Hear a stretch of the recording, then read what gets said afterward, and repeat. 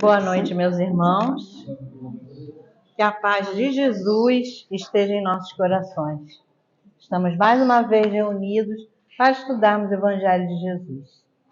E vamos dar início, com a nossa canção. Foi feita com muito carinho, pelo Ricardo, para o mentor da casa, Padre Germano.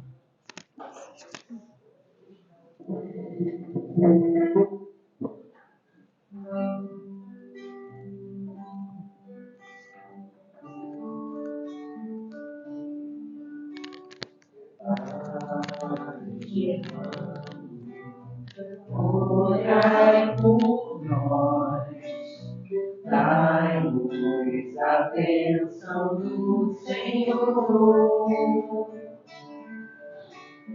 Pai Germano, orai por nós, mostre-nos o caminho do amor. Espírito simples, mas superior,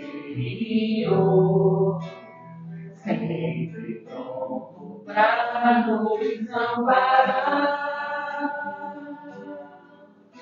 Espírito vivo e fundamental, Padre, seu amor é imortal.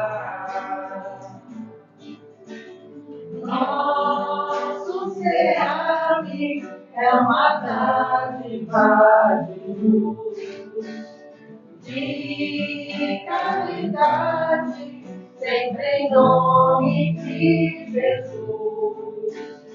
Padre Germano, nosso mentor, fonte de ternura e de amor.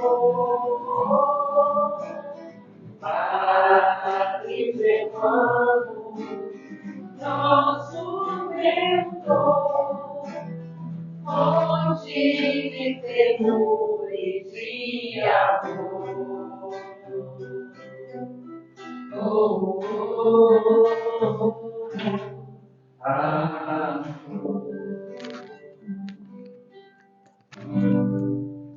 Obrigada, Ricardo.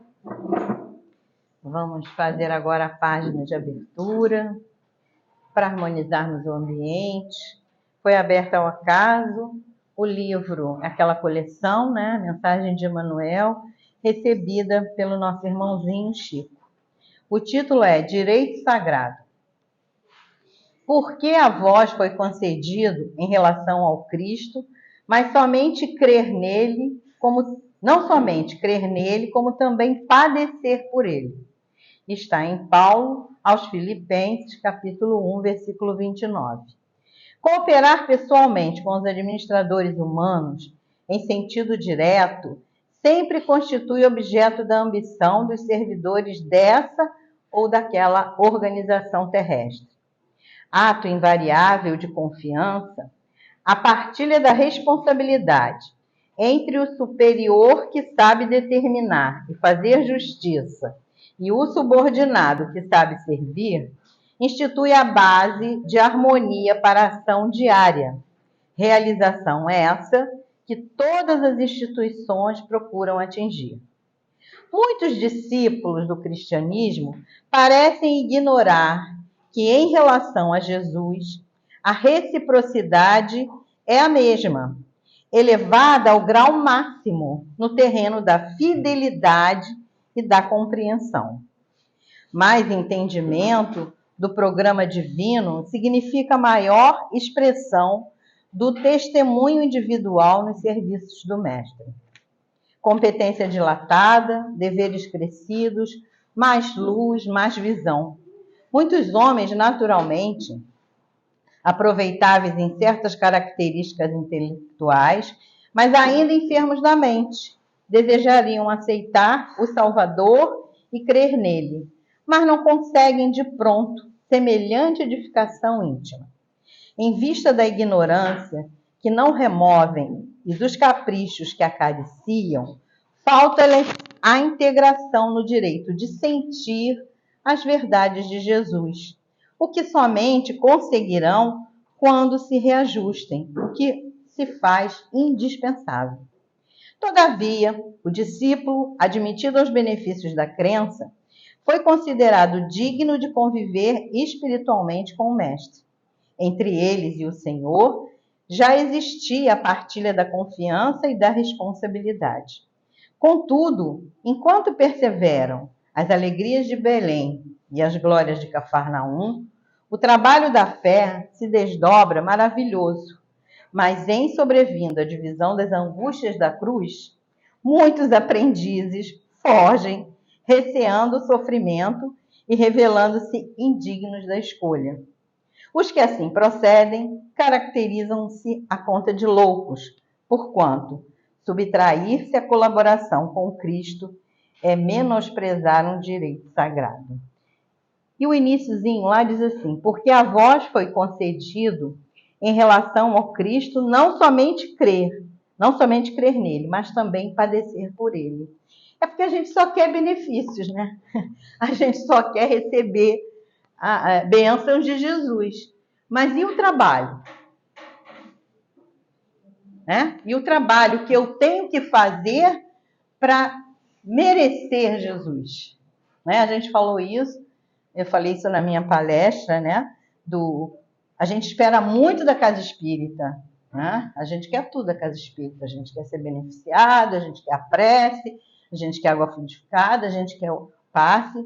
Mas e o que eu faço para a casa espírita para que ela permaneça sendo sempre um ponto de luz, né? Então, assim, a gente quer o Cristo, mas a gente tem que padecer com Ele, porque somos imperfeitos, né? Vivemos dificuldades quase que diárias. E não é nessa hora que a gente sai correndo. Aí eu entro na casa espírita, aquela casa é fraca, vou embora daqui, e é fraca. Esquecendo-se que existem situações que são difíceis na nossa vida. E se a gente não tiver aqui, vai ficar pior. Então a gente tem que ter muita perseverança, ter entendimento de que estamos aqui com um compromisso. Compromisso, em primeiro lugar, conosco. E se estivermos segurando a mão do Cristo, com certeza vai ser mais fácil. Vamos fazer agora a nossa prece. Vamos nos sintonizarmos com todo esse ambiente para que já possamos nos beneficiar de tudo. Elevando o nosso pensamento ao alto, pedindo a Deus, a Jesus, a Germano, mentor espiritual desta casa, e toda a sua falange de trabalhadores, que nos envolvam com seus fluidos benéficos, que nos auxilie nas nossas dificuldades, que nos ajude a caminhar nesse mundo em que encontramos tantas dificuldades, dificuldades materiais, dificuldades de saúde, dificuldades de todas as ordens, inclusive também religiosas, né? Então tem momentos na nossa vida em que paramos e não sabemos qual o caminho a tomar, mas que toda essa espiritualidade amiga nos auxilie nesta noite, nos envolvendo, nos mostrando o caminho que devemos seguir, aonde erramos, aonde precisamos corrigir, e vamos aproveitar tudo que vai ser ouvido aqui nesse estudo para, com certeza, né, melhorarmos em muitas coisas. Vamos pedir a Germano, querido, que envolva a nossa irmãzinha Maeli, que vai fazer o uso da palavra, que ela seja inspirada e amparada pelo plano espiritual desta casa, para nos trazer aquilo que precisamos ouvir. Que possamos também vibrar por todos aqueles nomes que são colocados ali, de irmãozinhos encarnados, de irmãozinhos desencarnados, que eles também sejam atendidos e amparados pela espiritualidade amiga. E assim, então, pedimos a permissão para dar início ao estudo desta noite. Que assim seja, graças a Deus. Tem alguém pela primeira vez aqui hoje? Tem? Sejam bem-vindos à nossa casa, né? Meu nome é Rosa, aqui é a nossa irmãzinha Maeli, que vai fazer o uso da palavra, tá bom? Obrigada, Com Rosa. você, Maeli. Obrigada, Rosa. Obrigada. Olá. Boa noite. Tudo bem? Carioca não gosta mesmo de frio, né? Tá todo mundo xoxo. Ih, como? A gente fica murcho, né? É. Aí as dores também, né? Quem tem dorzinha aqui, dorzinha ali, no frio. Mas o frio, a chuva, faz bem. Uhum. Porque a gente precisa florescer, e se só tiver sol, né? A gente racha. Não dá certo. Com certeza. Bom, então o título é esse para hoje, né? A Lei de Amor e Nós. Aí eu fiquei pensando, Maeli, por que tu escolheu esse tema, né? Que dá assim um seminário de algumas horas e que a gente vai buscar e reduzir no tempo que a gente tem, porque os serviços continuam, né? A casa tem outras atividades após o estudo e a gente precisa cumprir o planejado. Então, para começar, é importante que a gente pense, e pensando eu, por que eu trouxe esse tema, eu estudei ele há alguns dias lá no Miguel, eu falei, acho que eu vou colocar aí nós, no final. Porque lá você não escolhe o tema te escolhe. Né? Eles fazem um programa anual, onde colocam lá o nome de quem vai fazer o estudo e já sai ali o que você vai falar. Então você não escolhe, o tema te escolhe. E aí eu falei, então já que eu posso escolher, eu vou botar e nós. E aí pensando nisso, por que eu escolhi? Porque a gente tem visto todos nós, um tanto quanto desanimados, acabrunhados, com uma certa necessidade de assistência, né? Às vezes medicamentosa, às vezes terapêutica, por conta das nossas questões mentais. Estamos vivendo um processo de transição. E toda transição, seja ela qual for, nos traz desconforto. Imagina uma transição planetária. Então mexe com as nossas emoções, com aquilo que a gente achava, as gavetas que a gente achava que estava arrumadinha. A vida vem dar aquele balanço. Então muitas pessoas me buscam ou conversam. E claro, quando a gente está inserido numa tarefa, né, dentro da casa, a gente acaba descobrindo situações variadas que desembocam na mesma coisa, nesse vazio, né? Nessa falta de alguma coisa, ou nessa busca desesperada por algo que nos supra as nossas necessidades, que nos complete, que nos alimente. E aí não é a comida, óbvio. A gente pode comer o quanto quiser, não é essa saciedade que a gente está querendo. É uma fome de amor. Jesus, quando ele faz ali a sua introdução pública diante das bodas de Caná, todos lembram que ele transforma a água em vinho, não é? E aí Simão ficou muito intrigado com aquilo. E Humberto de Campos coloca, se eu não me engano, no capítulo 12 do livro Boa Nova, Amor e Renúncia é o título. Simão, então, quer saber dele por que ele fez isso. Por que ele transformou a água em vinho? Aquilo era uma festa mundana. E visto que a palavra dele era para nos libertar, por que fazê-lo? E aí ele dá uma das respostas, segundo Humberto de Campos, que eu acho magnífica. Ele diz, Simão, tu sabes a alegria de servir a um amigo? Então, quando a gente está encaminhada e caminhando, porque somos todos uma família, precisamos um pouco descobrir essa alegria de servir. não só ao outro, mas também a nós mesmos.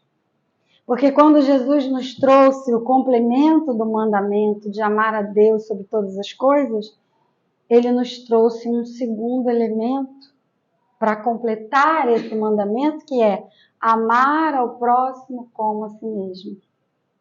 É o que nós estamos baseando o estudo da noite de hoje, que é o capítulo 11 do Evangelho, onde Kardec, com a sua humildade, também entendendo que de amor a gente sabe muito pouco, ele falou muito pouco e deixou que os espíritos, então, trouxessem as suas instruções. E na lei de amor nós temos 3 espíritos.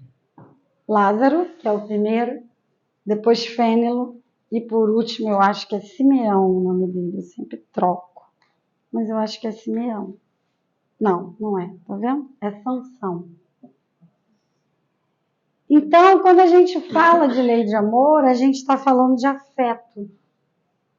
E aí, claro que Simão, assim como nós, fez outras perguntas, e Jesus disse a ele: Simão, os afetos da alma são laços que nos ligam a Deus. Então, nos mostrando que só podemos nos ligar a Deus se for pelo afeto, se for pelo amor. Caso contrário, a gente não se liga a Ele, a gente vive. Ou melhor, como eu gosto de dizer, sobrevive. Porque viver demanda outras questões, outros inquéritos interiores. E como eu disse, existe um triângulo que Jesus estabeleceu: eu, o próximo e Deus. Todos sabem que um triângulo tem lados iguais. Ai, que bom! Ninguém faltou à escola. Um triângulo tem lados iguais. Por ter lados iguais, o que se presume com esse mandamento? Que não existe um lado maior que o outro. Então, quando eu estou sob a lei do amor, eu preciso estabelecer esse triângulo de lados iguais. Se eu me amar demais, eu caio no egoísmo. Se eu amar o próximo demais, eu caio, muitas das vezes, numa codependência emocional, onde se o outro me largar, eu sou capaz, inclusive, de me matar. Se eu amar só a Deus, é possível? E não amar a ninguém mais? Não fecha o triângulo. Então eu preciso conjugar esse amor, onde o amor supremo é o amor divino, é o primeiro mandamento. Mas o complemento desse mandamento, ele deixa claro que ali está contido toda a lei e todas as profecias, é amar ao próximo como a mim mesmo. Mas por que botei nós? Será que nesse triângulo, em alguma vez, eu me coloco? Ou eu só penso em amar o outro? Ou melhor, ser amado? Será que a gente vive em busca verdadeiramente de um autoconhecimento, onde eu vou descobrir as formas de me amar? Ou eu estou sempre buscando um par amoroso para que ele diga para mim o quanto ele me ama? Várias interrogações. Esse é o triângulo que Jesus estabeleceu, mas que nós esquecemos de um dos lados. E quando a gente não esquece, o que a gente faz? Eu coloco um lado maior, outro menor. E o triângulo pressupõe lados iguais. Então esse é o grande X da questão. Porque para eu amar a Deus, eu preciso me amar e amar o próximo. E nessa caminhada, muitas das vezes eu me deixo, amo somente o próximo e aí digo que amo a Deus. Mas em verdade, não é isso que nós fazemos. Não estamos amando a Deus quando nos abandonamos, quando nos deixamos, quando não compreendemos os nossos limites, e é isso que a doutrina faz conosco. Ela faz com que a gente mergulhe em nós mesmos para compreendermos quem somos e as nossas dimensões. Mas não. Porque para eu ficar bem na fita, eu faço tudo que o outro quer. Para eu ganhar aplausos do mundo, eu passo por cima de mim. Eu ignoro os meus limites, as minhas capacidades, a minha habilidade, até onde o meu braço alcança. E assim eu vou fazendo, de uma forma bem atrapalhada. Então, o amar a si mesmo, segundo Oscar Wilde, um dos poetas e dramaturgos mais famosos da história, alguém que amou, mas que amou e o seu amor não foi compreendido e parou numa prisão por conta disso. E quase que ele termina a vida nessa prisão, porque ele se apaixonou por um amigo. E naquela época, um homem se apaixonar por outro homem, naquela sociedade, o levava à prisão. Então, a corte, que era feita pela população, levou Oscar Wilde, um dos maiores dramaturgos da história, o homem que escreveu o livro O Retrato de Dorian Gray, uma das maiores pérolas da escrita na humanidade, foi parar na cadeia por conta de um amor. E ele mesmo disse, amar a si mesmo é um começo de um romance para a vida toda. É só na cadeia que ele entende que amar-se pressupunha que ele tivesse tido mais cautela, que ele não tivesse gastado todo o dinheiro para conseguir aquele amor.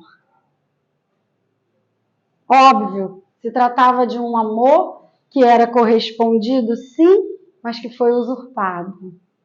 Como a gente diz hoje, um amor violento, um amor possessivo, um amor daqueles que, infelizmente, às vezes a gente vê nas capas de jornais. Então, era esse amor que ele viveu, foi esse amor que ele viveu, que tirou tudo dele, levou ele praticamente à miséria. Um homem rico, bem-sucedido, um nobre. Mas quando a gente não entende que se amar precisa ser a base, muitas das vezes a gente vai sendo conduzido a esses amores abusivos. Claro, eu trouxe aqui um exemplo que ele se namorou por um outro homem, mas podia ser por uma mulher. Não importa. O que importa é a gente entender que quando a gente não se ama, quando a gente só dá, quando a gente só leva para o outro, muitas das vezes a gente pode sair lesado e bem machucado. Então, amar-se a si mesmo é o começo de um romance para a vida inteira. E isso não quer dizer que eu vou colocar mais amor para mim, porque lembrem, o triângulo pressupõe lados iguais. Portanto, o amor não pode ser maior para mim e menor para as outras partes. Ele precisa ser igual. E quando a gente olha para esse amor que presume equidade, ou seja, justiça, onde eu coloco o meu amor para você e você coloca o seu amor para mim, mas eu sei o meu valor, eu sei o meu lugar, eu sei as minhas dimensões, eu sei até onde a minha mão pode ir. Eu li um outro livro de uma atriz americana chamada Viola Davis, famosíssima, ganhadora de vários prêmios. Vocês não têm noção do que foi a vida daquela mulher. Pobreza é pouco para a vida dela. Pobreza é quase nada. Ela viveu o submundo da vida. Por ser negra, por ser mulher, por estar num lugar que era os Estados Unidos daquela época, onde negro não tinha lugar em absolutamente nenhum lugar. Então, não bastasse a cor da sua pele ser olhada por aquele Estado de forma deplorável e deprimente, ela vivia dentro de casa uma violência abominável, onde o pai espancava sua mãe todos os dias, porque ele era um alcoólatra. E ela me deu uma verdadeira lição de perdão ao ler esse livro. Em nenhum momento do livro, nenhum, ela escreveu de próprio punho. Em nenhum momento do livro ela diz que ela deixou de amar aquele pai. Em nenhum momento do livro ela diz que ela precisaria perdoar aquele pai. Ela entendeu o seu lugar de filha e entendeu que diante daquele abuso só uma pessoa poderia sair, a sua própria mãe. Então, na sua condição de filha, era ela e, se eu não me engano, mais uns 4 irmãos, se eu não me engano, ela entende que ela não conseguiria resolver aquela questão. Aquela não era uma questão dela, era uma questão da sua mãe. E ela o amou até a sua morte, cuidando dele. Depois ele se recupera, deixa o álcool, mas já havia feito muitas marcas. Mas ela buscou se reconectar com ela. Foi para terapia, buscou ajuda, casou-se com um homem que já tinha uma filha. Ela não foi mãe, mas ela soube colocar a sua dimensão e amar o próximo como ele podia ser amado, como pai dela. E deixou que a mãe desse ali o seu destino, e a mãe nunca o deixou. E viveram essa relação até o dia que o pai desencarna. E a mãe ainda está viva. Então, vejamos, quando a gente sabe o nosso lugar, toda relação, ainda que a gente não aprove, a gente ama e a gente entende. Porque o amor pressupõe algo muito bonito. Eu não preciso te aprovar para te amar. Você não precisa fazer tudo bonitinho para eu dizer que eu te amo. É interessante, né? Eu não olho para alguém e digo assim, nossa, eu adoro verde, né? Hoje eu estou de verde, eu adoro. Então eu não olho alguém de verde e digo, nossa, eu amo fulano porque ele está de verde. É assim? Não. O amor é uma conquista, uma construção, é uma equação interna, onde eu vou colocando a minha premissa, o meu limite, o meu valor, e consigo entender que o outro também é imperfeito. Ele vai me amar como ele pode me amar, como ele consegue me amar. Porque o que nos diferencia, por exemplo, de um espírito como Joana de Ângeles, como Divaldo, como o próprio Cristo, é que o amor nessas criaturas tem maior alcance. Essa é a única diferença. Por quê? Porque todos para eles pertencem. E nós o que fazemos? Excluímos. Quando não nos agrada, a gente tira. E o amor pressupõe pertencimento. Senão eu não estou no triângulo. Porque se Deus é pai de todos, e todos somos o próximo e eu, como é que fica? Se eu tirar alguém, não tem amor. Essa é a nossa dificuldade com o amor. Porque se você não me ama como eu acho que você tem que me amar, eu tiro você. A gente faz isso muito fácil na rede social hoje, né? a gente bloqueia, a gente exclui, a gente não permite que entre, não é? O que isso demonstra? Demonstra que a minha opinião em relação àquela pessoa não é concordante. Mas, Maíra, você está dizendo que eu preciso aceitar alguém que me fez muito mal? Não, eu estou te mostrando o que é a lei de amor. Tire você suas conclusões. Quando a gente exclui, é porque eu ainda não entendi essa lei. Quando eu entender e quando eu praticar diante da sociedade, aí sim, aí eu estarei vivendo essa lei. Que é para todos. A lei não foi feita para ser seguida? A gente não segue as leis humanas? E por que para seguir a lei de amor a gente se revolta tanto? Kardec, no Livro dos Espíritos, comentando a questão 938, que está dentro do assunto de decepções, ingratidões, afeições destruídas, ele faz ali vários questionamentos aos espíritos. Eu não vou ler as questões, mas eu vou ler um comentário que ele colocou no final da 938A, que ele diz: a natureza deu ao homem a necessidade de amar e ser amado. Um dos maiores prazeres que lhe são concedidos na terra é o de encontrar corações que simpatizem com o seu. Dá-lhe ela, assim, as primícias da felicidade que lhe está reservada no mundo dos espíritos perfeitos, em que tudo é amor e benevolência. Esse prazer é recusado ao egoísta. Então, se eu só me amo, tiro desse triângulo a sua base primeira, que são lados iguais. Se eu tiro esse lado igual, algo está capenga, já não é mais um triângulo, já se forma uma outra figura. Então, a nossa natureza primeira é amar e ser amado. O que a gente faz com isso já é rebeldia.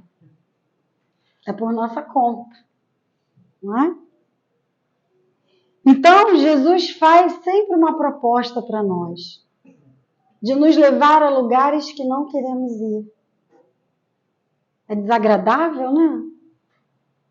Mas por que será que a gente não quer ir para essa lei de amor, se a minha natureza é amar e ser amado? O que me impede de fazer isso? Será que é só as questões sociais, a cor da pele, as questões sexuais? Quais são as questões que nós vamos colocando e segregando para não nos misturarmos, esquecendo da lei de sociedade, que justamente nos coloca junto para que a gente aprenda o exercício de amar? Os gregos, sabendo disso, colocaram para o amor várias palavras diferentes. Eles não são como nós, que pegamos a palavra amor e usamos para tudo. Então, eles faziam ali uma diferença. Então, eu trouxe 4 palavrinhas que os gregos usavam para falar de amor. Primeiro, o amor porneia, que é esse amor primitivo. Um amor instintivo. Aquele amor que o bichinho, por exemplo, tem pela gente.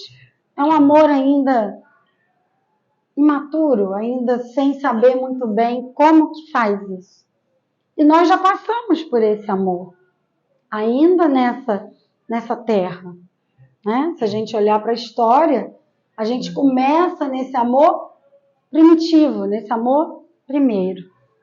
Depois um amor eros, esse amor mais erótico, esse amor dos casais, esse amor do romance, esse amor onde eu já entendo um relacionamento entre mim e o outro.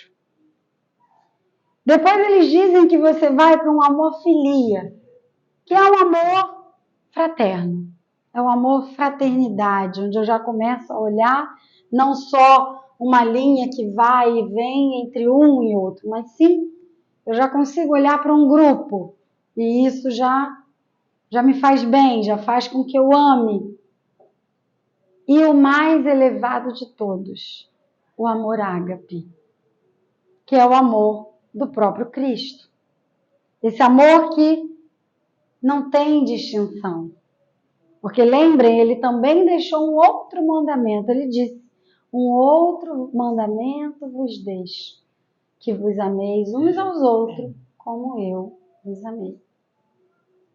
Então, esse amor ágape, onde não tem distinção, não tem raça, não tem cor de pele, não tem países diferentes, não tem orientação sexual que nos distancie, não há fronteiras.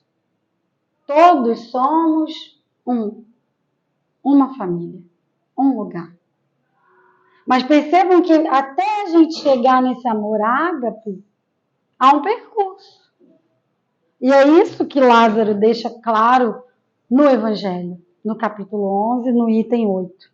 Ele começa dizendo, o amor resume toda a doutrina de Jesus, visto que esse é o sentimento por excelência. E os sentimentos são os instintos elevados à altura do progresso feito. Então eu começo no instinto, esse amor porneia, esse amor primeiro, primitivo, até que eu chegue num sentimento para que eu consiga elevar depois do progresso feito. Em sua origem, o homem só tem instinto.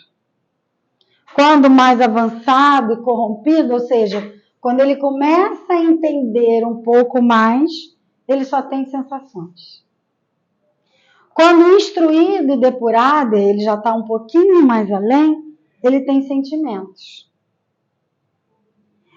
O ponto delicado do sentimento é o amor. Não o amor no sentido vulgar do termo, mas esse sol interior que condensa e reúne em seu ardente foco todas as aspirações e todas as revelações sobre-humanas. Então percebam que ele fez uma escalada. Começa no instinto, vou para a sensação e depois para o sentimento. A gente já quer logo sentir. Já quer ir logo para o ágape, né? Para a gente já sentir logo. E aí, quem sabe, eu resolvo logo todos esses problemas que eu estou na minha vida, que eu já não aguento mais. Mas me disseram que eu tenho que amar meu pai. Tá um problema. Amar minha mãe. Ih, outro problema. Aí não bastasse isso tudo, ainda tem um irmão que eu tenho que aguentar. E aquele chefe mala que eu tenho. O amor não vai dar para a gente tirar essas personagens. Para que a gente chegue, de fato, nessa lei de amor, eu vou precisar incluir todos esses que eu estou querendo tirar. Porque o amor pressupõe pertencimento. Se eu não pertenço, não há amor. Não cabe ali. Há outro sentimento, não amor.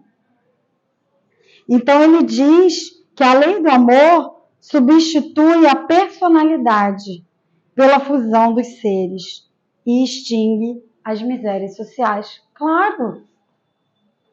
Quando a gente ama, não há um personalismo. A gente já não é mais só nós. A Madre Teresa não olhava para ela e para o outro que estava no chão diferente. Para ela era tudo a mesma coisa, tudo igual. Não há distinção. Não tem eu sou a Madre Teresa e você é o fulaninho. Não. Esse é o ponto. Então, se cumpre a lei do amor, não existe personalidade, não existe. Mas como é que vai ser? Eu vou deixar de ser eu? Você vai ser você com o outro. Você com o outro, e com o outro, e com o outro. Construindo essa família universal, que somos todos. É por isso que Jesus nos leva a lugares que a gente não quer ir. É indigesto. Porque eu quero dizer que o outro está fazendo tudo errado. Eu não quero ele na minha vida, porque afinal de contas ele está me atrapalhando. Eu quero evoluir, ele quer ficar. Então, para que eu tenho que estar com ele? Eu não entendo porque que eu nasci nessa família. Só tem um propósito. Que vocês se amem. E aí o Espírito, acho que é Lázaro mesmo, no próprio texto, vai dizer que conciliando ao amor, o Espiritismo vem e fala de uma outra palavra. Alguém se habilita? Chutar? Acabei de dar a dica. Reencarnação. Então, unindo a essa lei do amor que Jesus traz, o Espiritismo nos mostra a reencarnação, onde o amor se faz. Ah, por que o amor se faz? Para eu ter que aturar a minha mãe 200 reencarnações? Não. O amor se faz em você mesmo, para que você consiga se amar, sair do instinto e chegar no sentimento, sair do pornéia e chegar no ágape. As suas jornadas, a forma como você vai se conduzir. E isso mostra o amor, que independe do que você vai fazer. Já repararam? Você pode bater pé, não querer sair da cama, se revoltar, fazer o que você quiser, revirar, se esconder embaixo da cama, qualquer coisa que você possa imaginar.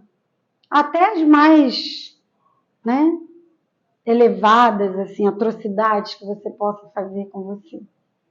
Isso vai diminuir o amor de Deus por você? O que vai acontecer? Vai acontecer o que Paulo dizia, que o amor de Deus nos constrange. Aí você vai chegar lá constrangido. Você vai dizer, poxa, tive essa reencarnação, esse corpo aqui, essa família para eu conseguir restituir esse amor. Não fiz nada disso. E aí ele vira para você e diz, mas filha, eu te amo. Não conseguiu abalar o meu amor. Aí você fica sem graça, né?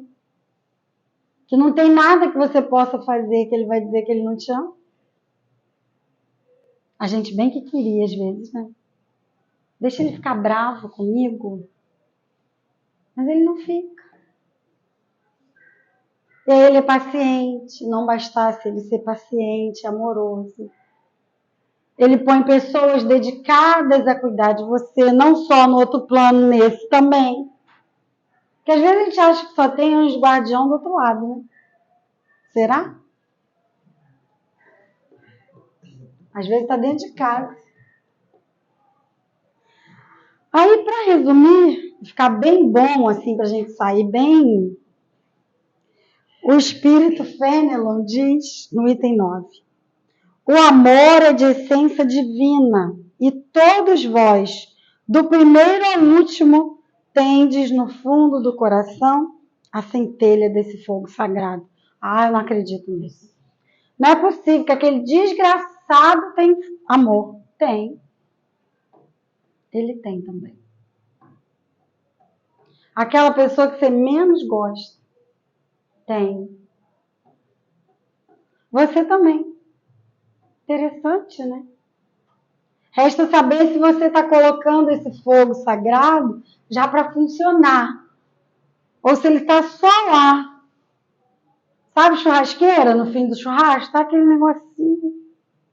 Não esquenta mais nada, nem sua mão. Se tiver assim, tem que olhar. Então, às vezes, a gente não vai para o amor, não é porque a gente não quer ser amado e não quer amar. É porque a gente prefere ficar na rebeldia mesmo. Está tudo ali sendo proposto para você se amar. E também amar. Mas você não quer.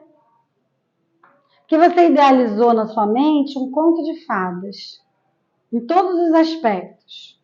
Não só como família, mas como trabalho, como relacionamento amoroso. Então, aí é que a gente viaja. Só que as relações, elas pressupõem realidade, verdade, diálogo, franqueza.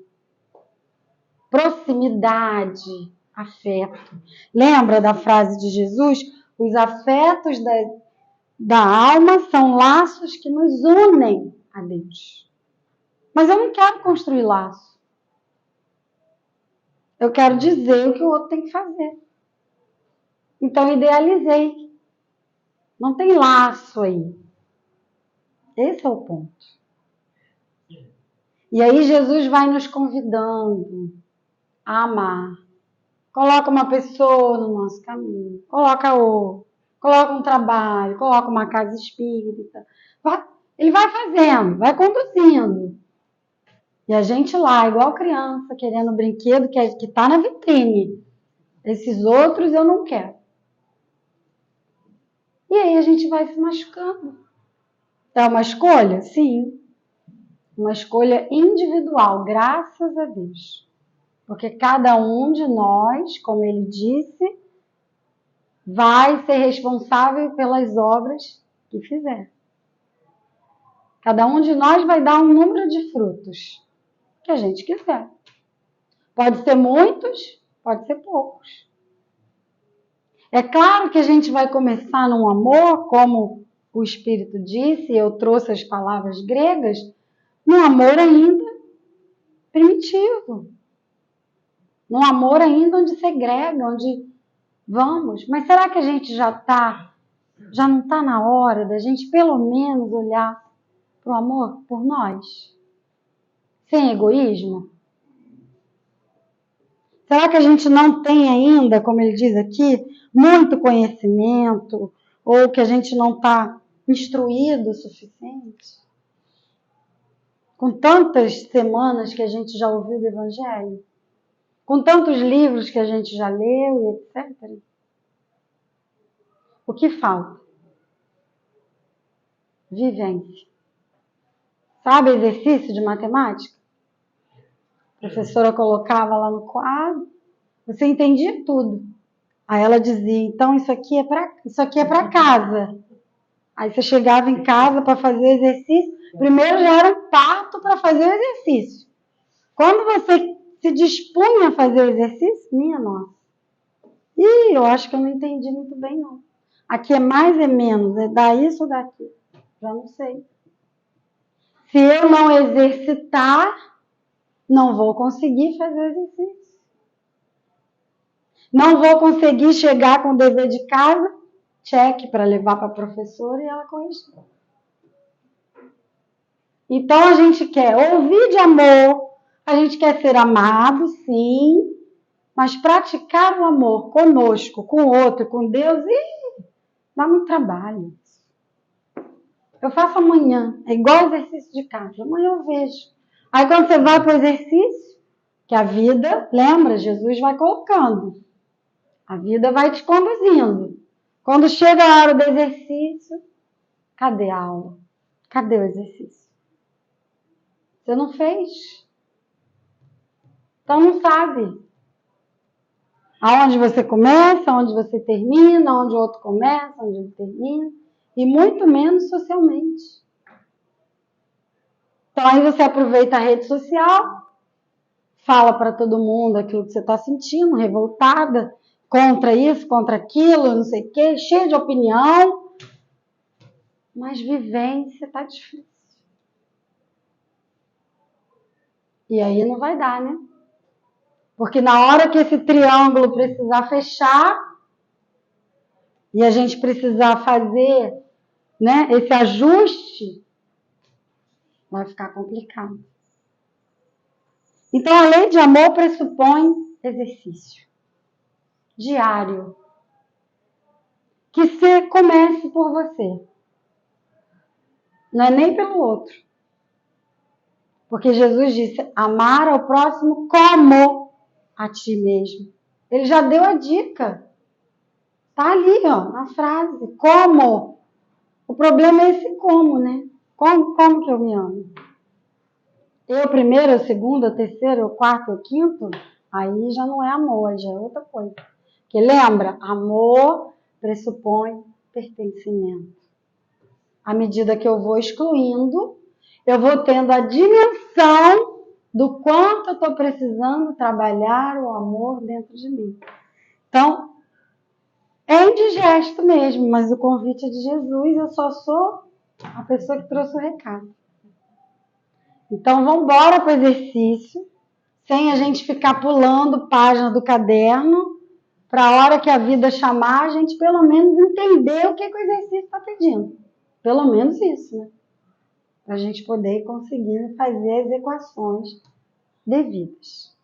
Então, que Jesus abençoe a todos nós, que a gente consiga começar a praticar essa lei de amor a partir de nós, para que a gente seja feliz, né?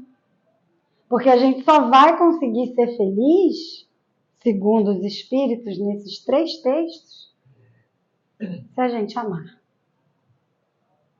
Então, se a gente quer tanto ser feliz, é bom que a gente comece por essa lei que nos governa. Que Jesus nos abençoe. Obrigada, Daniele. Para vocês, meus irmãos que estão assistindo pelo YouTube, né? Que Jesus esteja no coração de cada um. Boa noite.